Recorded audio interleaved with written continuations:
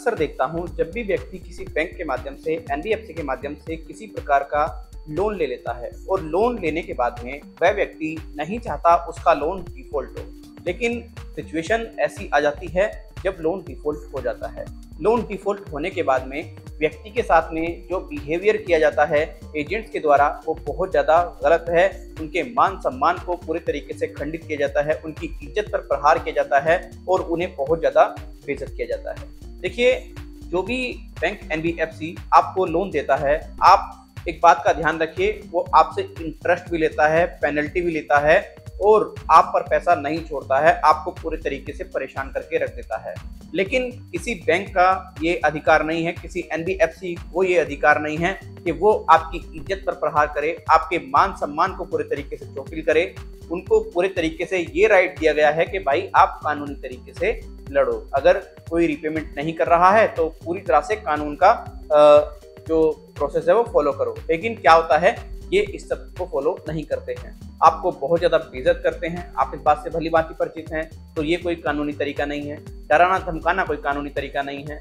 देखिए, जब भी आपका लोन अकाउंट एनपीए होता है तो एनपीए होने के बाद में कई सारी आपके मन में जो ख्याल आते हैं वो आने शुरू हो जाते हैं। आप सोचते हैं यार अब क्या होगा, कोई सोचता है कि जेल चले जाएंगे, कोई कुछ सोचता है, कोई कुछ सोचता है, तो जो माइंड है इधर उधर डाइवर्ट होता रहता है।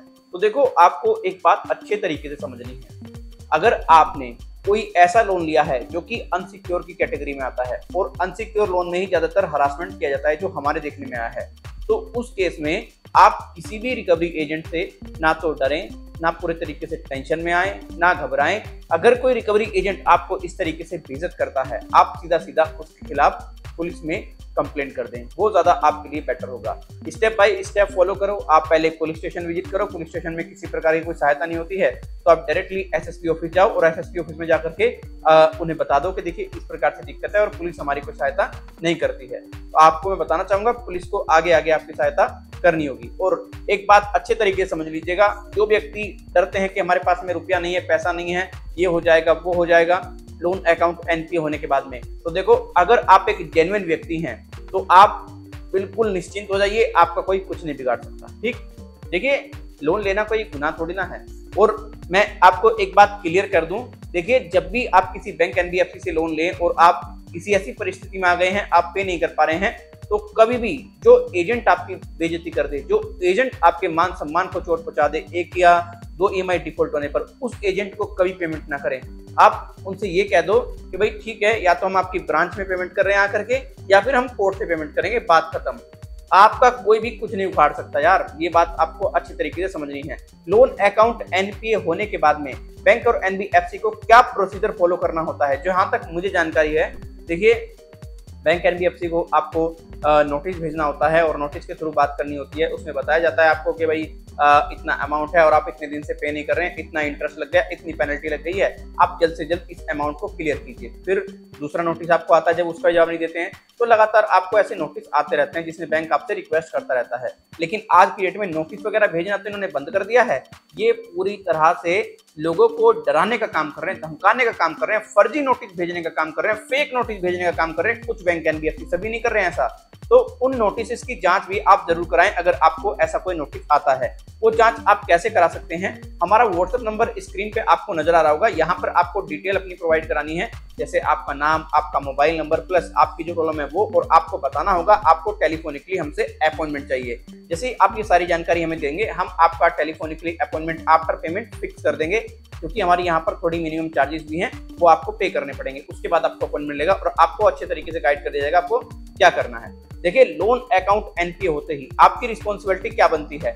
आपकी रिस्पॉन्सिबिलिटी ये बनती है, आप किसी भी कॉल को रिसीव ना करें। मैं तो क्लियर बोल रहा हूँ, अगर कोई नोटिस आया है तो नोटिस के थ्रू ही उस बैंक एनबीएफसी को जवाब दे दें और जो आपकी एग्जैक्ट प्रॉब्लम है वो उनको बता दें। ठीक, अगर किसी प्रकार से कोई नोटिस नहीं आ रहा है, कॉल पर कॉल आ रहा है, तो आपको कुछ नहीं करना है, सिंपल एक ईमेल करना है। कई वीडियो में आपको बता चुका हूँ, उस ईमेल में डिटेल में अपनी प्रॉब्लम लिखनी है कि आप पैसा अभी नहीं चुका पा रहे हैं, इतना टाइम हो गया है पैसा लिए हुए और हम चुका देंगे। ऐसी बात नहीं है कि हम नहीं चुकाना चाह रहे, बट हमें वक्त दो। जब ये वक्त नहीं देंगे तो फिर ये अगर कोर्ट में भी जाते हैं तो इनको काफी ज्यादा दिक्कत परेशानियों का सामना करना पड़ेगा। मेरे कई ऐसे सब्सक्राइबर्स हैं ना जो बहुत ज्यादा डरे हुए हैं, घबराए हुए हैं कि लोन अकाउंट एनपीए होने के बाद में ये हो जाएगा, वो हो जाएगा, ऐसा हो जाएगा, वैसा हो जाएगा। कुछ नहीं होगा यार, कुछ नहीं होगा। जो आपको इस प्रकार से गलत जानकारी दे रहे हैं कि आपका लोन अकाउंट एनपीए हो गया है तो उसके बाद में आपको बहुत सी दिक्कत आएंगी। हाँ, दिक्कत तो आपको ये आएगी, आपका सिविल स्कोर जो है वो डाउन होना शुरू हो जाएगा और आपको रिकवरी एजेंट घर पे आएंगे परेशान करने के लिए। ये दिक्कतें आपको आनी है। बट अगर आपका लोन 1 लाख रुपए से कम का है और लोन अकाउंट अनसिक्योर की कैटेगरी में है तो कोई भी आपका कुछ नहीं कर पाएगा, भले ही आप पैसा ना दें। ये बात आप समझिएगा, क्योंकि मैं आपको बताऊं क्यों। क्योंकि आपको पता ही है, अगर कानूनी तरीका उपयोग करेंगे तो कोर्ट में मामला सालों साल चलता है। ऐसा तो है नहीं कि तुरंत मामला सोल्व हो जाएगा। और 1 या 2 लाख रुपए के ऊपर कौन बैंक एनबीएफसी कोर्ट में जाएगा? उसे पता है कि लास्टली क्या होना है, इसमें सेटलमेंट ही होना है।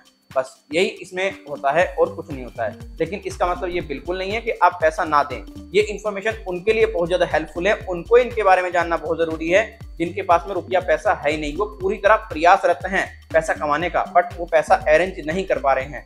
उनकी स्थिति बहुत ज्यादा गंभीर है, उनके घर में एक वक्त का खाने को खाना भी तक भी नहीं है। उनके लिए सिचुएशन बहुत ज्यादा बेटर है। उनका कोई भी बैंक एनबीएफसी लोन नहीं चुका पा रहे, उनके साथ में बेइज्जती की है तो कुछ नहीं उखाड़ पाएंगे। भले ही कितना ही बड़ा तुर्रम खा कोई एनबीएफसी हो, कितना बड़ा कोर्ट में जाने वाला एनबीएफसी क्यों ना हो, अगर पैसा है और पैसा कोई जानबूझ करके रोकेगा तो उसकी धज्जियां उड़ा देंगे। मैंने बहुत सी वीडियो में बताया है। अब मेरी एक सब्सक्राइबर हैं नीतू यादव, इनका ये कहना है, सर जी मैंने एक एनबीएफसी के माध्यम से लोन लिया था, कितना, लगभग 3.5 लाख रुपए का। कंटिन्यू पे की थी 5 ईएमआई, बट उसके बाद में ईएमआई पे नहीं कर पाई। जब पे नहीं कर पाई तो मेरे लोन अकाउंट को एनपीए में इन्होंने डाल दिया है। अब ये कह रहे हैं कि भाई हम आपके घर पे आएंगे, आपके घर दुकान मकान को पूरे तरीके से नीलाम करा देंगे, आपके साथ में ऐसा कर देंगे, आपके साथ में वैसा कर देंगे। तो मेरे दोस्त, जो भी आप व्यक्ति हैं जो भी इस परेशानी में हैं फिलहाल में, उनका कोई मकान दुकान ये अनसिक्योर लोन में नीलाम नहीं करा सकते। तब तो ये हो सकता है पॉसिबल, उसमें भी जो आपकी चल संपत्ति है वही ये लोग ले सकते हैं। लेकिन अगर आप ऑब्जेक्शन कर देते हैं तो ये नहीं ले पाएंगे। वो कैसे कर सकते हैं? ये आर्बिट्रेशन करा करके। आर्बिट्रेशन का अगर कोई व्यक्ति जवाब नहीं देता है तो उसमें आपकी जो चल संपत्ति है, जो जा सकती है, जो रिमूवेबल चीज है, उसको ये पूरी तरीके से जब्त करा सकते हैं। उदाहरण के लिए ये मेरा लैपटॉप है, ये मेरा मोबाइल फोन है, ये जा सकता है, तो इसको ये ले जा सकते हैं, ठीक, उसकी नीलामी कर सकते हैं। लेकिन अगर जमीन की बात करी जाए, जो मूवेबल प्रॉपर्टी नहीं है, उसको ये कैसे ले जाएंगे? नहीं ले जा सकते। ये बात आप समझिए। अगर आपका कुछ ऐसी चीज है, जैसे मोबाइल एग्जांपल के लिए आपने कोई लोन पे ले लिया, तो लोन पर लेने वाली चीज को भी ये नहीं ले जा सकते। तो ये आपको बात समझनी है। आपको किस प्रकार के नोटिस इग्नोर नहीं करने हैं, मैं आपको बताता हूँ। बहुत सी वीडियो में पहले बताया है आपको। एक तो कोर्ट का कोई नोटिस आता है तो वो इग्नोर नहीं करना है। आपने अगर कोई ईसीएस का एक्टिवेशन किया है, ऑटो डेबिट आपके बैंक से पैसा डिटेक्ट होता है आपकी ईएमआई का, तो उसको जब आप बाउंस कर देते हैं तो उसके बाद में ईसीएस बाउंस का नोटिस आपको आ सकता है।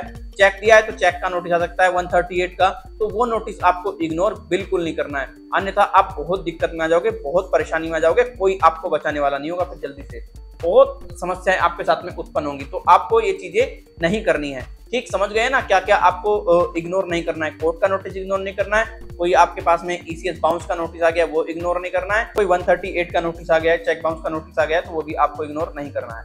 वैसे ईसीएस और ये चेक बाउंस की सेम ही धाराएं हैं, इनमें कोई ज्यादा मतलब वो नहीं है कि भाई अलग अलग है। सबका दोनों का काम एक ही है, बस वो ऑफलाइन है, ये ऑनलाइन है, बस ये फर्क है दोनों में, बस और कोई फर्क ऐसा नहीं है।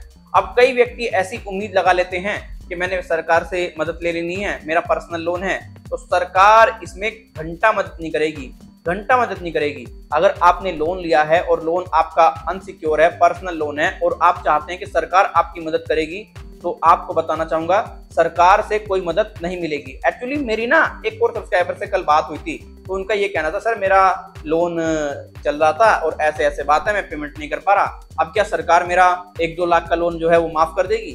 बिल्कुल पॉसिबल नहीं है भाई, बिल्कुल भी पॉसिबल नहीं है। इसमें खास करके अनसिक्योर लोन में हाँ, लोन सरकार जरूर माफ करती है। जो किसान लोन होते हैं, केसीसी लोन वगैरह, क्रेडिट कार्ड वगैरह होता है किसान का, उसमें जो सरकार है वो माफ भी कर देती है। लेकिन जब वो इलेक्शन वगैरह आते हैं तब ज्यादातर मेरे देखने में आया है।